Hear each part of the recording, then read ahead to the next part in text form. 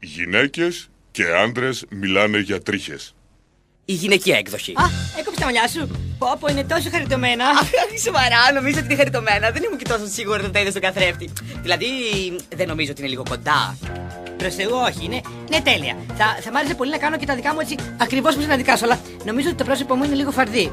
Νομίζω ότι δεν θα μου πήγαινε και τόσο. Καλά, σοβαρολογείς τώρα. Νομίζω ότι το σχήμα του προσώπου σου είναι ιδανικό, ο ιδές. Και νομίζω ότι θα σου πήγαν πάρα πολύ να τα χτενίσεις προς τα πίσω. Δεν ήταν πάρα πολύ ωραίο χτένισμα. Πήγα να κάνω κι εγώ το ίδιο με τα δικά μου, αλλά φοβήθηκα γιατί θα έδειχνε άσχημα στο μακρύ λαιμό μου. Μα τι αστεία είναι αυτά που λες τώρα. Εγώ θα ήθελα να έχω ένα λαιμό σαν το δικό σου. Οτιδήποτε για να τραβήξει την προσοχή μακριά από αυτούς τους άσχημους ώμους που έχω. Πλάκα μου κάνεις. Ξέρω πολλές κοπέλες που παρακαλάνε να έχουν τους δικούς σου ώμους. Όλα επάνω σου είναι τόσο τέλεια. Ενώ κοίτα τα μπράτσα μου. Βλέπεις πόσο κοντά είναι. Αν εγώ είχα τους ώμους σου, τα ρούχα θα βάρμοσαν τέλεια πάνω μου. Η αντρική εκδοχή. Καλά, μαλάκα, τι κουρεύτηκες? Ναι, ρε. Με ένα όνειρο τρελό